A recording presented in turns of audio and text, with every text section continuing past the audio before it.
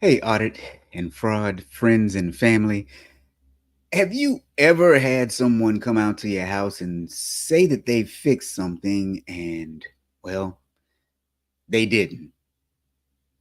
If that's ever happened to you, stay tuned because we're going to talk about that today. Are you ready? Let's go.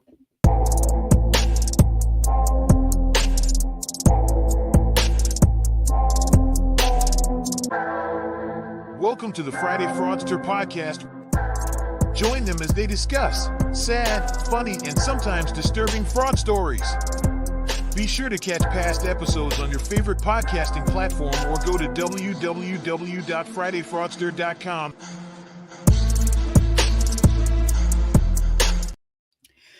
All right, guys, you all are going to want to stick around today because I'm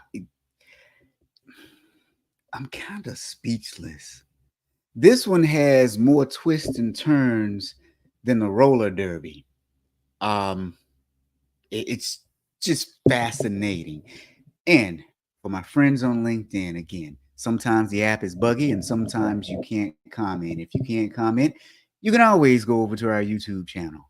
So you have a couple different options. And you know what? Without further ado, Happy Friday. it, This is a good story.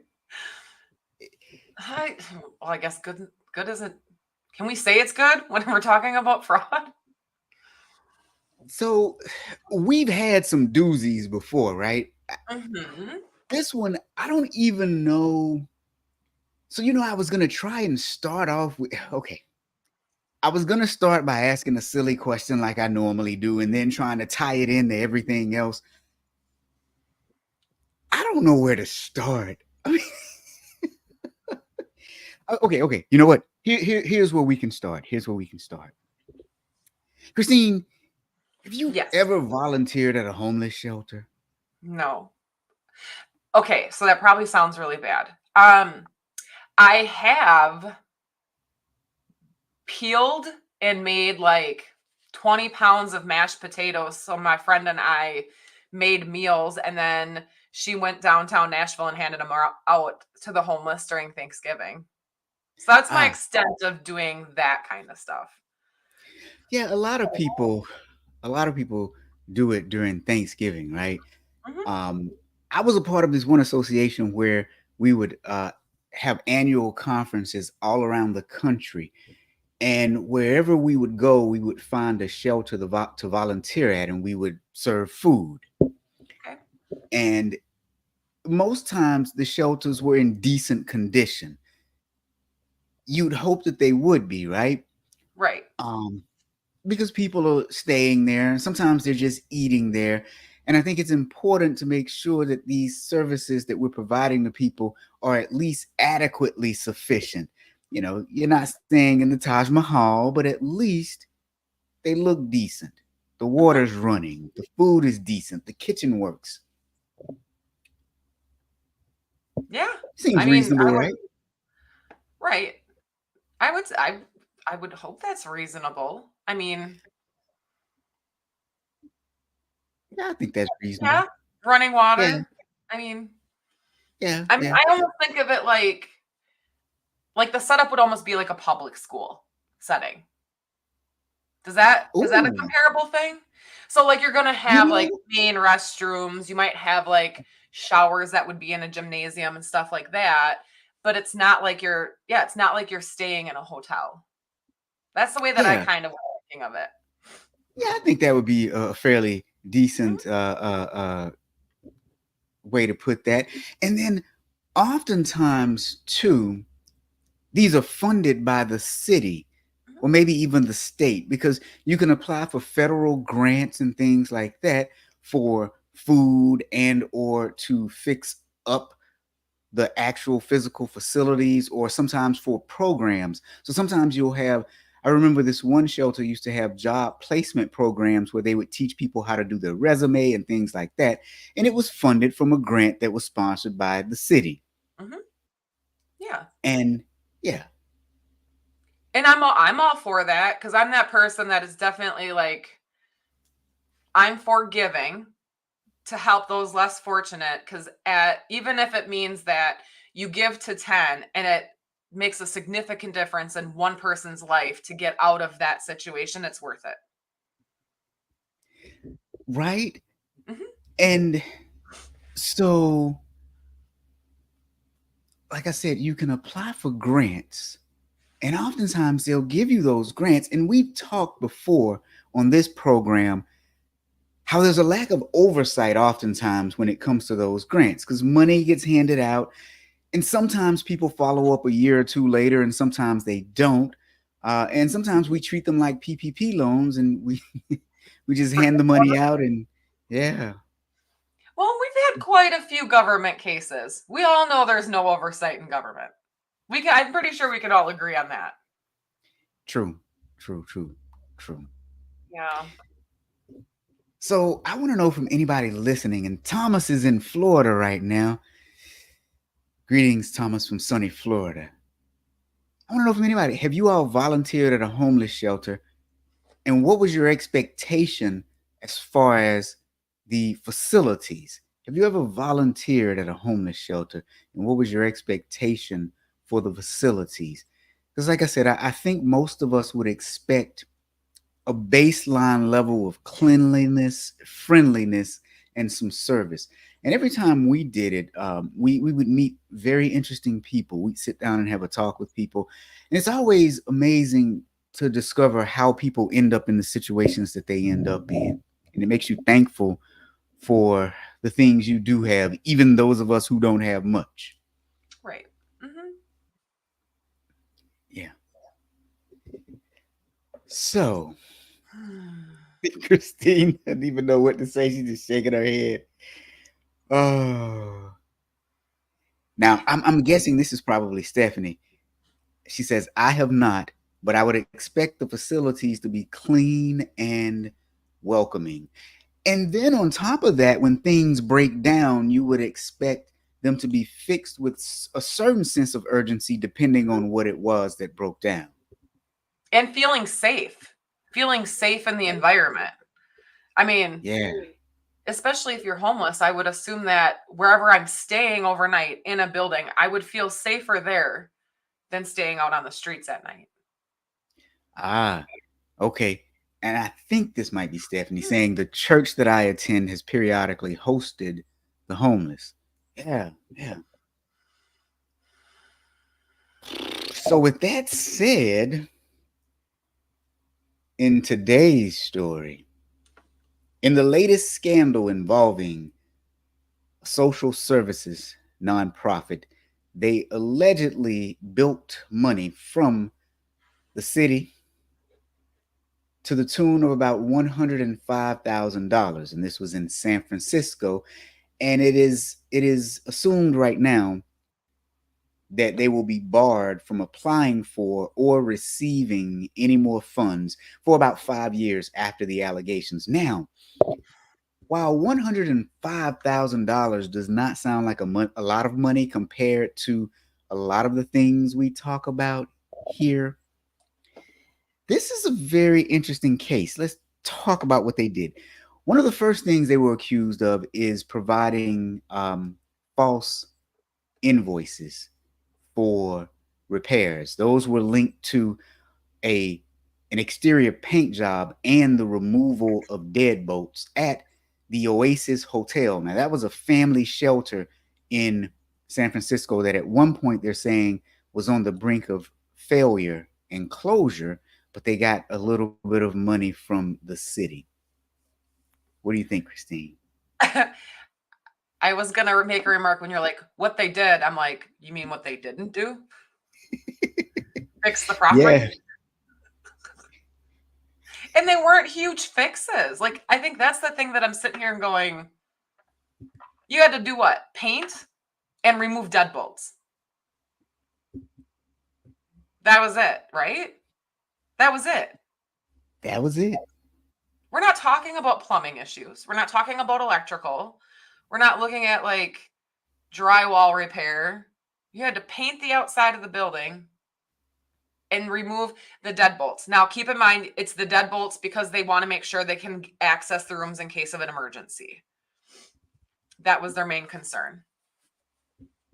That was their main concern. Yes. Now, not only did they not remove the deadbolts, it is, well, also alleged that they engaged in nepotism by hiring members of at least 7 different families, including putting some of them in executive roles. What do you think about that, Christine? I'm a very big proponent on having nepotism policies for your company. Because the last thing you want is to set yourself up for a lawsuit because somebody gets passed up for a promotion over somebody else and they're related to somebody else. Just throwing that out there. I'm with you on that. Now, the nonprofit organization responsible for this has been open since 1996, and they operate several housing sites through city funding, similar to this one. The organization is overseen by a woman named Patricia Doyle.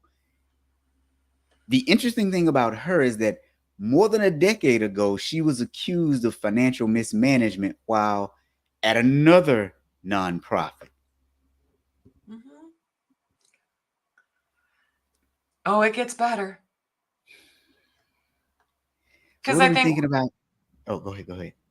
No, I'm just sitting here like, oh, we're sitting here and we're reading this, and it's like, oh, it's these 2 individuals running this nonprofit, like, that are pushing these things through and probably taking the money. And I think it's all 3 of them. Is it all 3 of them? Well, here's the thing. Here's where I'm stuck at just a little bit right now. What happened to the background check? Yeah. Okay. Even if there wasn't a background check, all right, we found additional stories, right? How long did it take you? It took me 3 minutes with 3 words put into Google. Yeah.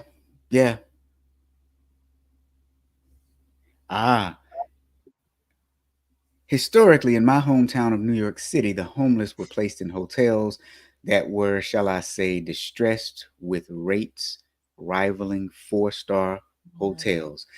Yeah, and here's the thing. When you can bill the government for it, that's what they do. I mean, I think that's happening right now. Oh, think even of Section 8 housing. York. Yeah. Think of Section 8 housing. Yep. Okay. So the young lady allegedly defrauded a nonprofit several years prior, or what they call financial mismanagement. On top of that, the construction company that they hired to fix the work that was paid this $108,000, they did not do the work that they were supposed to do. It was a construction company called We'll Do It Construction. Now, it was owned by a gentleman named Robert Lacey Jr. They're saying that the nonprofit knowingly hired him despite the fact that he did not have proper licensing to conduct the jobs. Background check. There you go. Background check again. Simple search. But here's where it gets better, because I don't think they really wanted to do a background check. The first invoice was sent to the director of operations for the nonprofit and to the nonprofit's executive director, and they both signed off on the documents to certify their authenticity. So what we have is an individual who was accused of financial mismanagement at a nonprofit several years prior to working here. We have these same individuals hiring someone who does not have a contractor's license to actually fix several things at the location. The contractor then sends them the invoice. They then certify the authenticity of it. And within certifying the authenticity of it, um, the city, when they went in to do their investigation, they took pictures of everything to show that it was not done. And so here's the outside and the front of the building that was supposed to have some repairs done to it. And they're saying that the building exterior is in fair or poor condition.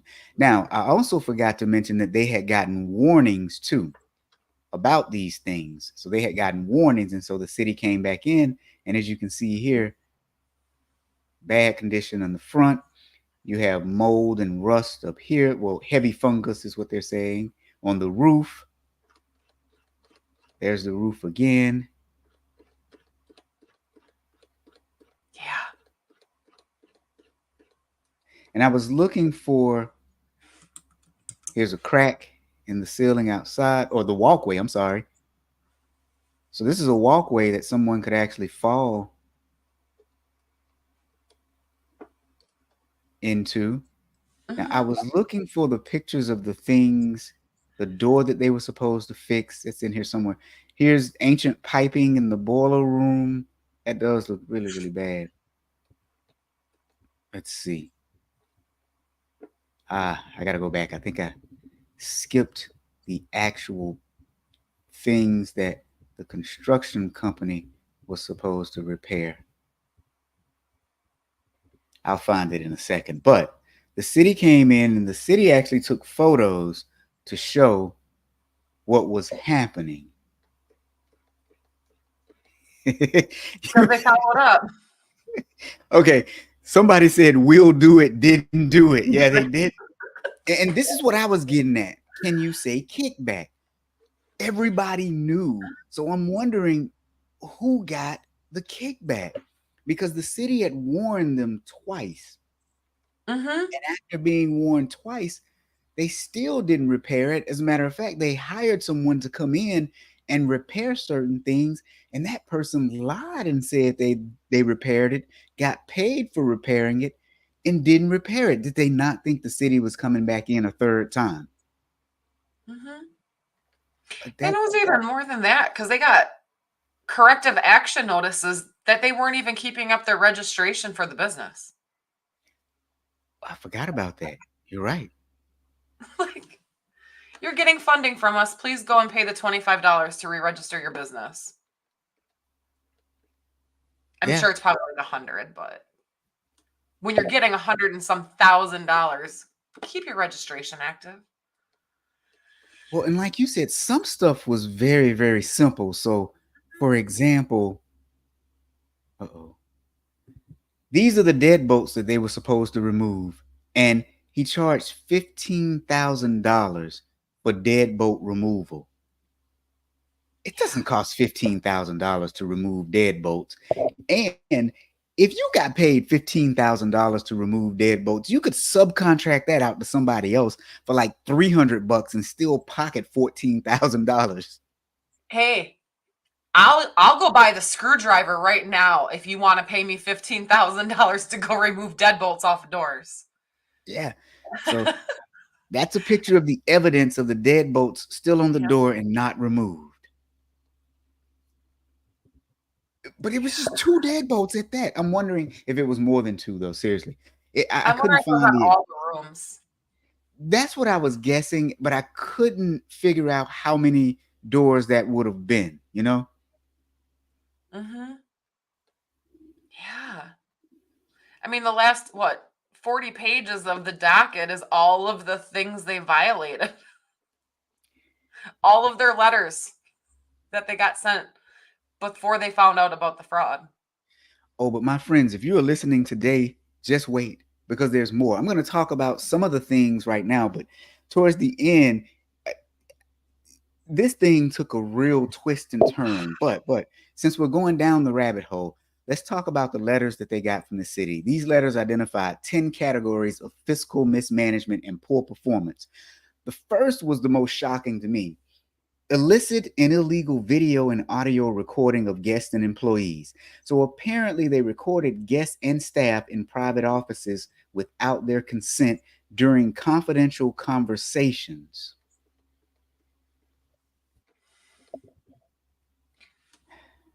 So this is making me question, were the cameras there before they took over the building, or did they spend money putting cameras in? Well, see, that's what I was wondering, because if they spent money putting cameras in but couldn't change the deadbolts, then what? Right? Look, I mean, Michael. Michael says, I agree. For $15,000, I myself would learn how to remove deadbolts. Right? Oh man. Okay. Okay. Now this is perspective. Someone says $100 per door is 150 doors. I don't think this hotel had 150 rooms in it though, but that does give a different perspective, right? I'd still do it. It doesn't take me I guess the way I would put it into the perspective of, it wouldn't take me $100 to take a deadbolt off. At least for me. Right. I've fixed door handles by myself before. I might not look very capable of doing stuff like that, but I'm really good at that stuff. For $100, I could probably do 2 an hour, maybe even 3. I bet you I could do 4. Yeah, you can do more than that, because after you get into a rhythm, it's just a few screws, zip, zip, out, in, gone. Hey, I'd have backup battery packs. Just bring my electric tools. I could get that done. Oh yeah. Yeah. You do more than 2. So that was the first thing. Yeah. The second thing is wage theft. Allegedly, they stole from employees. They failed to provide holiday pay and made inaccurate or inadequate wage disbursements, allegedly.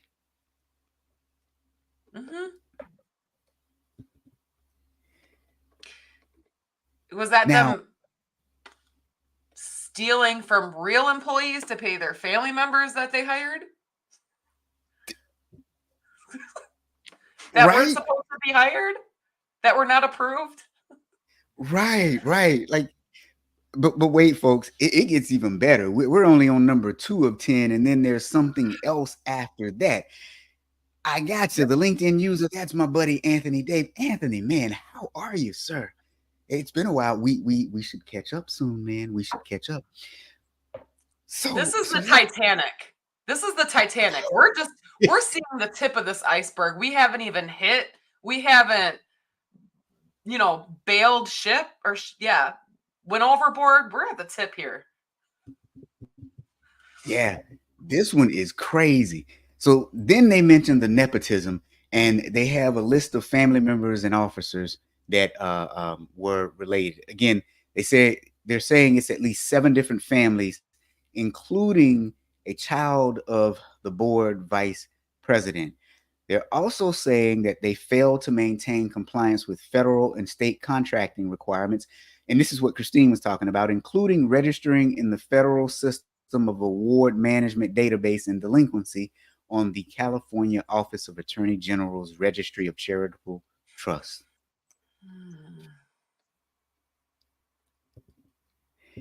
Moving right along. The list isn't ending anytime soon. No. This one is really interesting. Unauthorized costs. So when you get a grant, there's certain stipulations that you have to abide by within the grant. So they're saying that the nonprofit requested reimbursement for costs beyond those authorized by the city, including $133,000 in security costs for the Oasis. Now, I don't know if that was a security guard or if that were the cameras that they used to spy on people. Oh, I did not catch that. Aha. See, this is why 2 heads are better than 1. Also, it's the one exhibit they don't have. Also, they allegedly had unauthorized employees, and allegedly they requested reimbursement for the cost of an employee position that the city had previously advised would not be reimbursed. Now, whether they actually fill that position or not is probably in question too. They may have requested it and got the money, but who knows if they actually filled it. And the next one is failing to meet program goals. So the goals was that they consistently, so they're saying that they consistently failed to satisfy the 90% occupancy rate for the hotel. So in order to get the grant, they needed to have a 90% occupancy rate, and they failed to meet the 90% occupancy rate requirement. I just found it for the security. The state approved a total of $688,109 in one-time funds to help offset the gaps in their budget. That was approved. The overspending was due in large part to excess spending on security and personnel above the budgeted amounts of the $688,000. Whoa. Providence ended its use of third-party security services and committed to providing safety and de-escalation services in-house and within its current approved budget. So now what you have to wonder is if the security services were farmed out to another family member. Probably. Yeah. So now next up, billing staff time to the incorrect program. So they were using this program to pay for services actually performed on another program.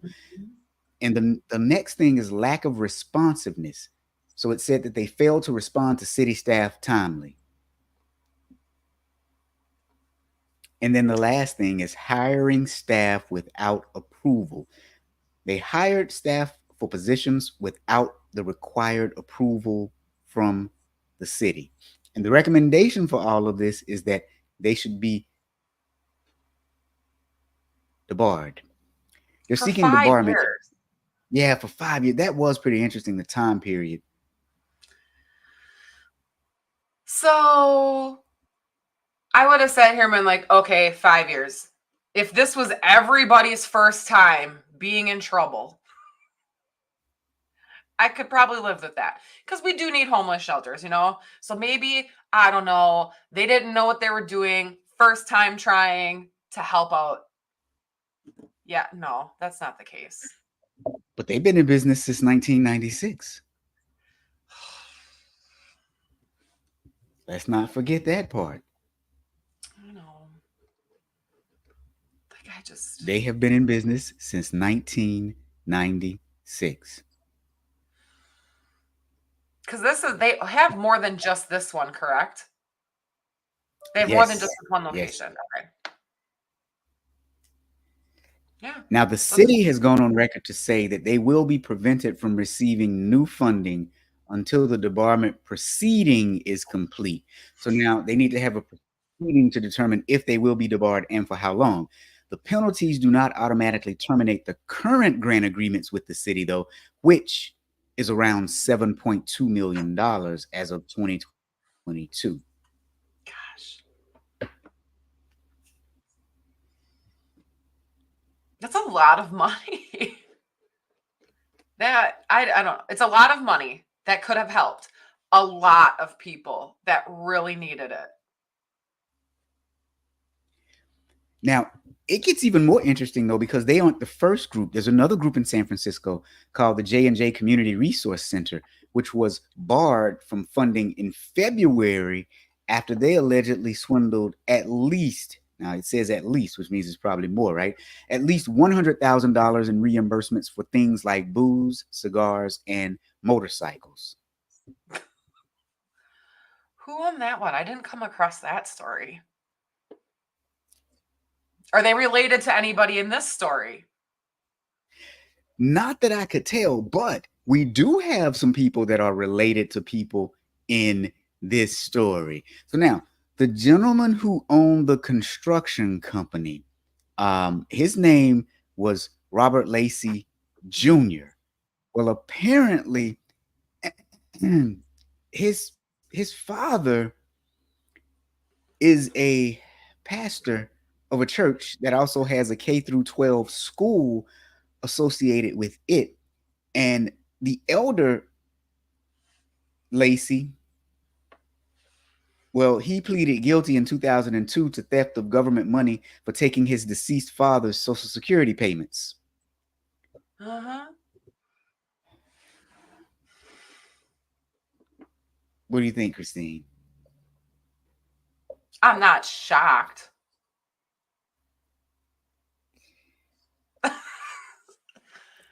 Right? I mean, but it's true though, right? In God we trust, all others we audit.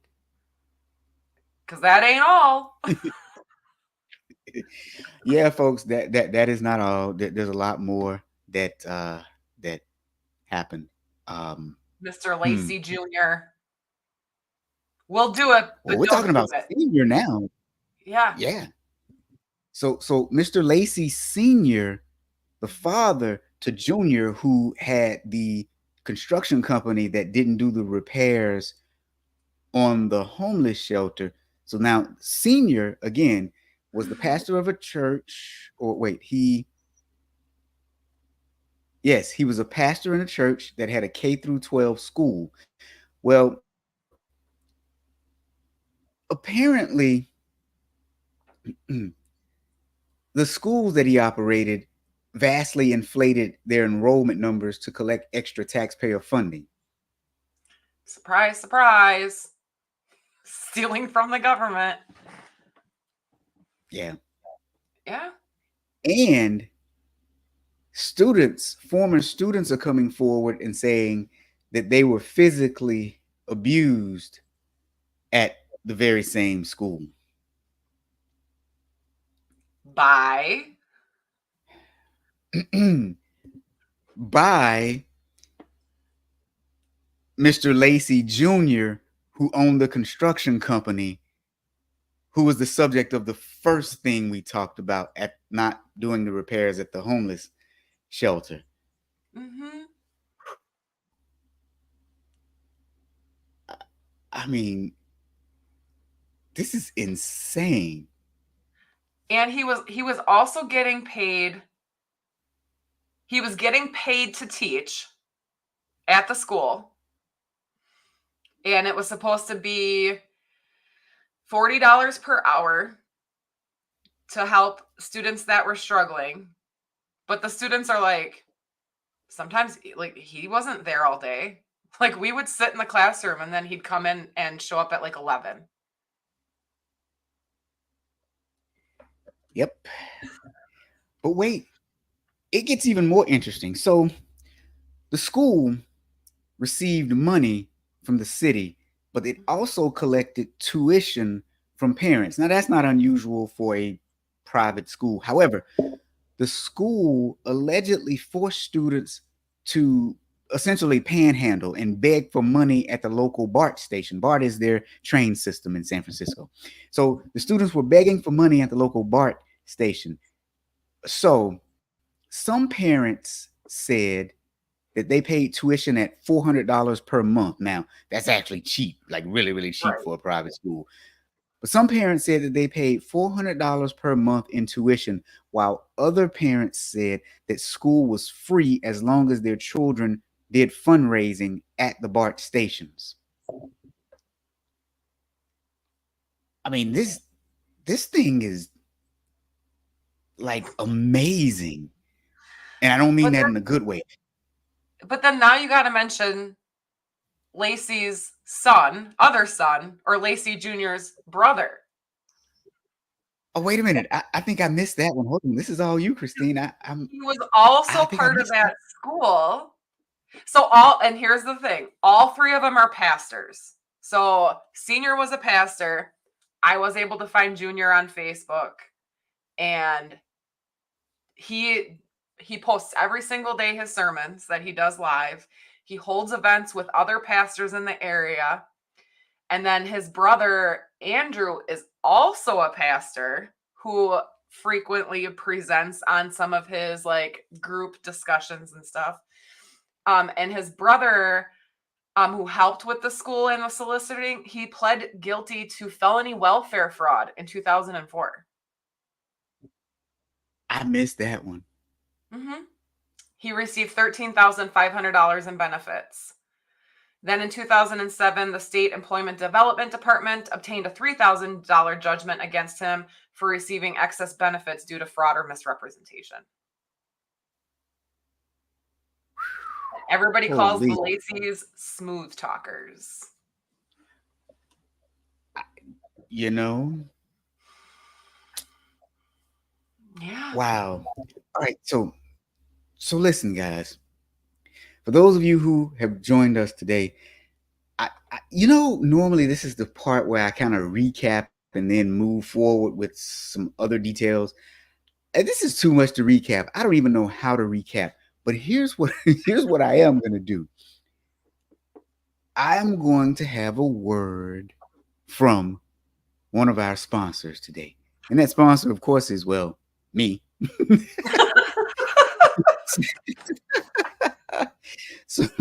So you all know that what I do is I train auditors and I do keynote speeches. And some people ask me, well, what is it like to be in one of your training courses? Well, instead of just asking me, because if you ask me, I'm going to say, well, I'm great. But instead of asking me, why don't we just hear from some of my, or at least one of my clients? So take a look, and I'll be right. Okay. So what did you think of today's training? It was great. It's one of the best I've ever seen. Who would you refer Robert to? Definitely other IIA chapters.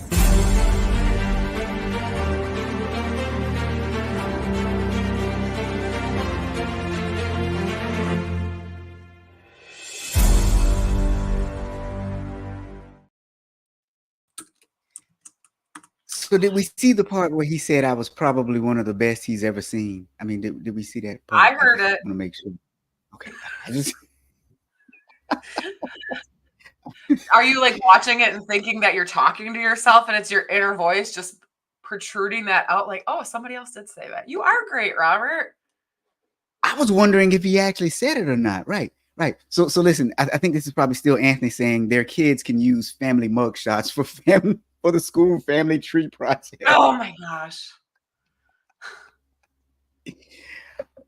Oh. I think goodness. I feel bad because we've seen this too, where religious people tend to, I mean, we've had a couple of those where they were, I mean, the amount of stuff that they had and they bought, I mean, and those people were taking like millions. But we've talked about this before, that I do think religion helps some people, even if I'm not a very religious person. And that's just disheartening that you're taking those people's really hard earned money and could potentially be destroying their beliefs. Yep. You know? I mean, I would say that could erode your faith some. Now, here's something else. So let's go back to these students too. So in separate interviews, several former students said that the pastor's son, Robert Lacey Jr., and a teacher and church leader would hit, kick, and throw things at students. One 9-year-old kid said that he hit him with a belt on his behind and across his hand. And he said he saw him abuse other people. And in quotes, he said he kicks people, he kicks the big kids. Now his mother took him and his siblings out of the school. But in an interview with Lacey Jr., he declined to answer questions about the inflated enrollment numbers, and he said the student statements about the abuse were not credible, and he called them hearsay. He said that the students represent a small sample of those who attend the school and indicated that their families may be disgruntled for other reasons. And here's what he said. He said, maybe we just didn't give everything they wanted us to give, money and stuff like that. Now, when does the school give the students or the family money? I thought the family paid the school. Okay. Right. He said, maybe that's the problem. Yeah. I don't know. Maybe their kids were wanting an education. Like that's what they were wanting, and possibly not somebody to abuse their children. Is that too much to ask? Like, hey, I'm sending you here. I'm paying you $400 a month. Can you teach my kid? And I don't know, not hit them. Now, get this though. A former kindergarten teacher at the school said that the church was more like a cult where everyone fears and obeys the pastor. She has 2 children with Lacey Jr., but said this about the school. She said, "The nicest thing I can say is my son will never go there." Now, she has 2 children with Lacey Jr., and she said, and I quote, "The nicest thing I can say is my son will never go there." Like, some of these things that these kids say are horrible. Reverend Robert said, when we die, he already knows we're going to die before him. At our funeral, he's going to go up to our parents and tell them not to cry because we're going to hell. I don't know. Like, I've got a 12-year-old, I got a 14-year-old, I have an 18-year-old. Like, as a parent, sometimes I sit here and go, there's stuff like this kids can't make up unless they're psychopaths, in all seriousness. Like, I understand kids can be imaginative and everything else like that, but to come up with stuff like that and have it be more than one kid is kind of like, dang. Am I wrong? Am I putting too much trust in these children?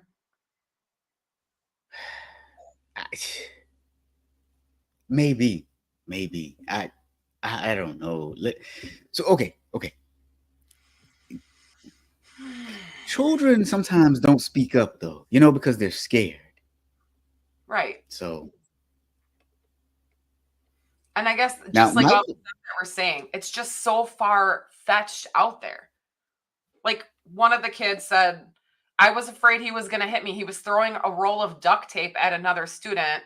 He threw it, hit the kid, and then looked at me like, I've got good aim. I wasn't going to hit you. Like, yep. Now, Michael asked a really good question. Was there no thorough investigation in order to see if the physical abuse was true or not? They were just accused Not of that it. I could tell. Yeah. I think they were just looked into for all the extra money that they got.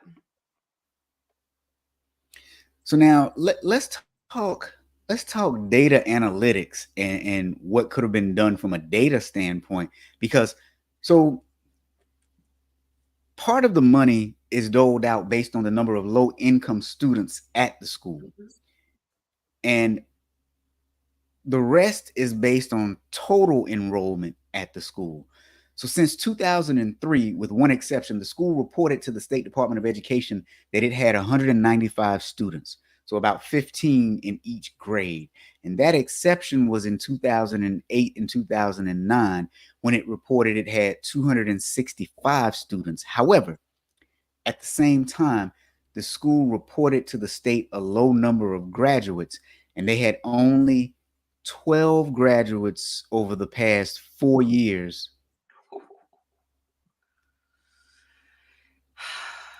I think data analytics is probably a lot easier for the state nowadays because of the way that technology has advanced.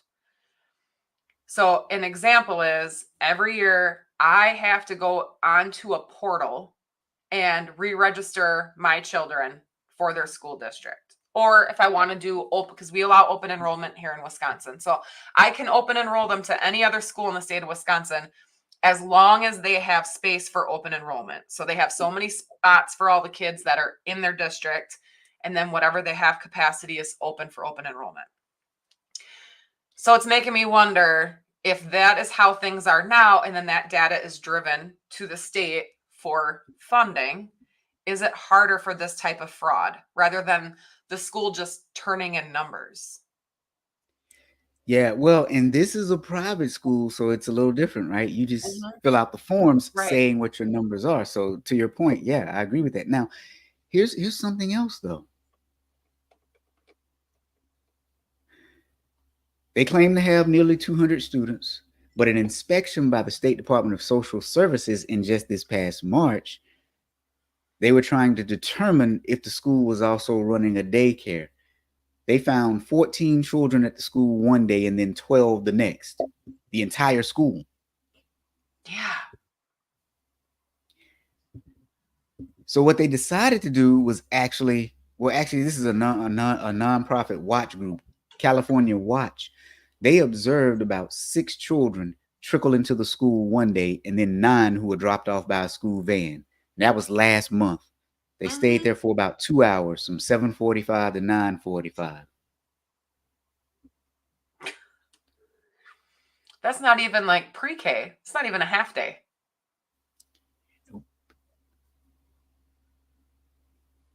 And I'm guessing you get federal funding for those, your pre-K and K programs.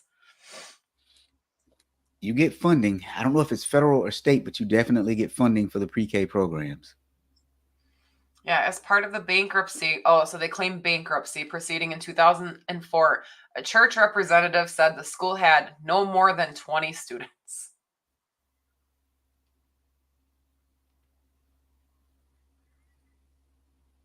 And Lacey Jr. declined to say how many students and cited that's private information. So now it gets better. They got funding to also train the teachers as well. Mm-hmm. And so they paid someone $100 per hour to conduct teacher training. And good old Lacey Jr. got $40 per hour to provide additional instruction for struggling students. Neither person has a teaching credential, although none is required, but they don't have a teaching credential. Well, here's my question to you. What in your state, what's your minimum requirement to become a teacher? Yeah, I have no idea. I know in Wisconsin, you have to at least have a bachelor's degree.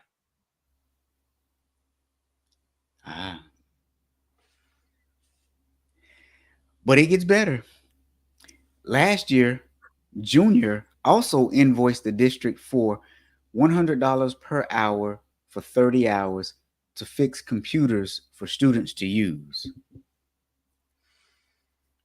I wonder what his business name was for that one.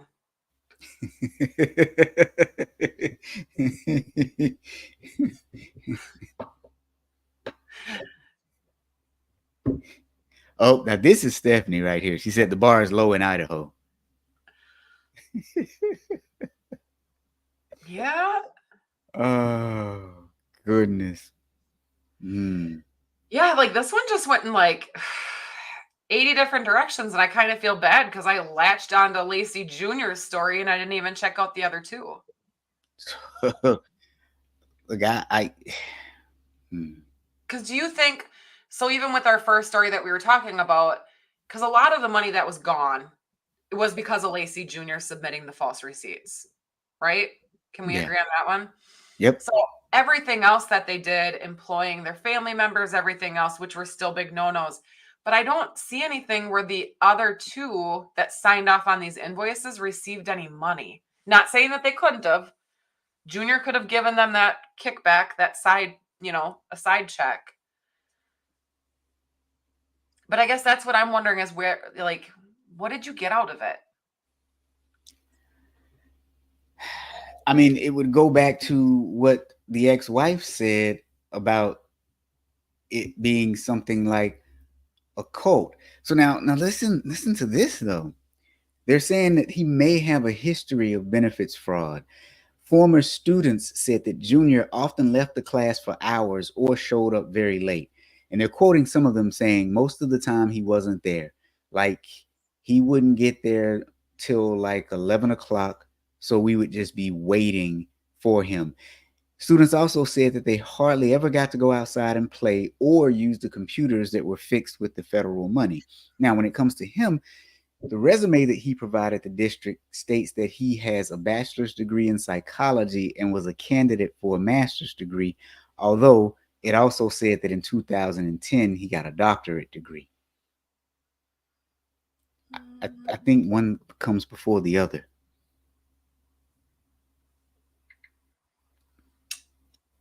Let me see. I can't. I thought I had his Facebook up. Here we go.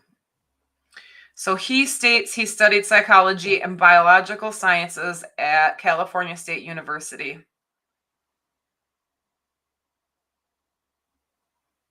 Yep.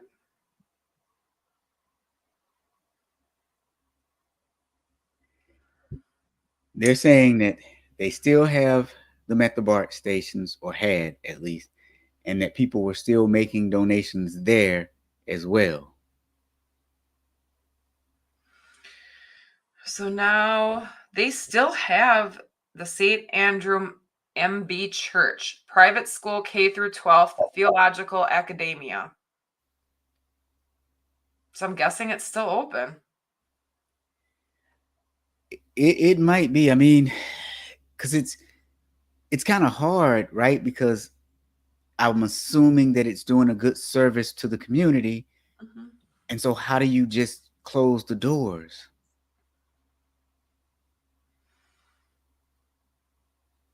If they got different people in, maybe. Yeah.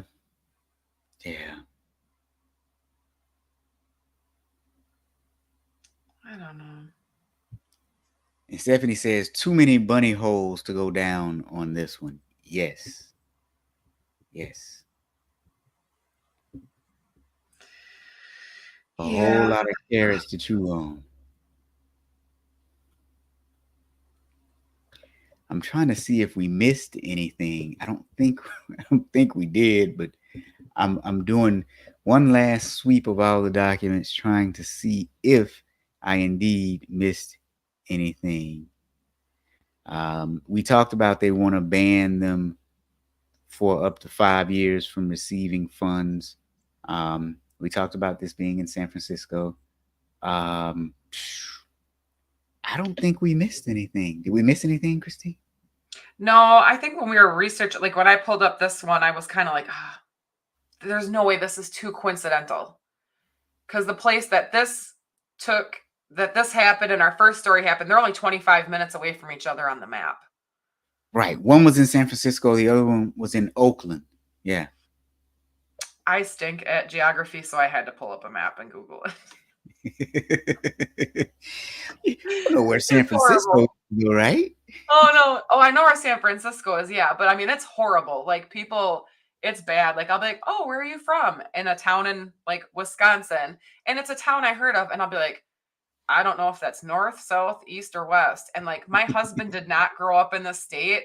And he's like, oh, it's like 35 minutes southwest of blah, blah, blah. And I'm like, or he'll be like off of 55. And I'm like, where is 55? And he's like, it's the highway that's literally a mile away from our house.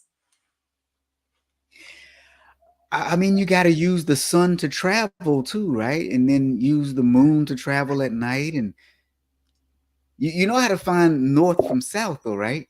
Yes, I do. I do. I know how to do that. Okay. I could, if somebody gave me an actual map, I'd be able to use it. I would be completely fine. I don't know. I guess I do Midwest directions. Go down 3 blocks, take a right at the Quick Trip. I don't know. Hey, I can do those directions. So, all right.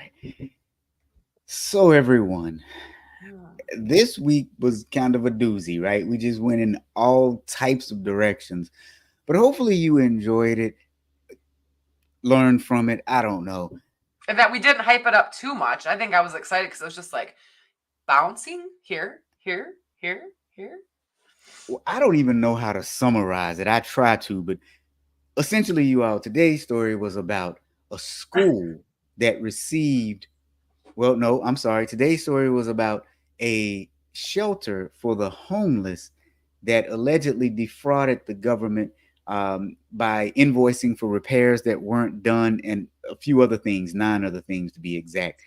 Now, related to that was an individual at the shelter who did construction work, who was also the son of a pastor for a church and a private school, who allegedly defrauded the government by receiving money and not meeting the requirements of the program by which they received the money. They were also accused of abusing students nepotism. I'll type. Well, nepotism was the first story. Never mind. Yep. You see what I mean? This was too much. Social Security fraud. Oh yeah, there was Social Security fraud in there. Brother involved, father involved with more fraud. 7 other family members allegedly. Mm-hmm. Jeez. So that's a lot. Welfare fraud. Oh yeah, Yeah, I we forgot got about that everything. one. What Yeah. program didn't they hit up? I mean, is that a bad question? Like, I'm literally sitting here thinking to myself, are there any other programs? Probably because they're blacklisted on all the other ones. I was just amazed by this. And so, okay, so listen, you all. So each week I'll just kind of scroll through the internet and find stories. And I got a database full of a few. And when I found this one, I said, oh, okay, this is a pretty neat story.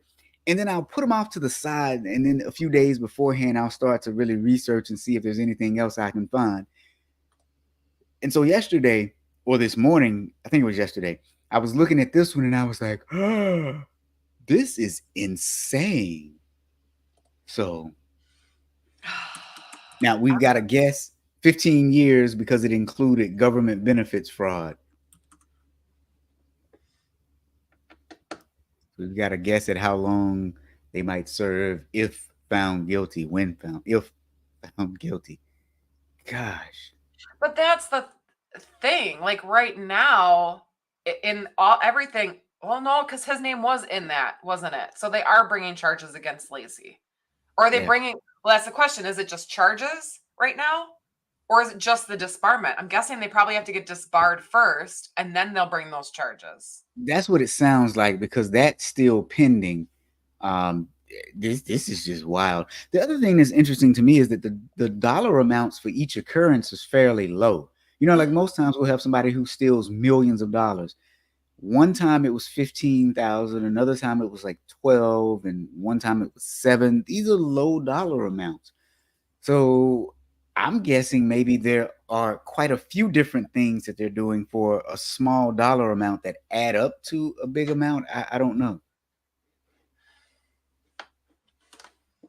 Oh, and it's not going to be, well, and like I said, we don't know if he got charged or convicted for that one, because that was back in 2011, wasn't it? Yeah. So if he didn't get any charges on that, is it going to be a first-time offender? Oh, that's a good point. That's the question. Is he going to be a first-time offender? And if he's got a huge community outreach, I'm sure he knows a pretty good attorney in San Francisco that'd be willing to represent him. Very interesting. Maybe that's being presumptuous. I ask questions out loud a lot. No. It makes sense, though. Very good questions. Well, all right, guys. Thank you for joining us this week. That is our story. If you have anything that you would like to hear us talk about, you can send it to either me or Christine, and we'll be happy to get it on. Until then, see you all next week. Bye.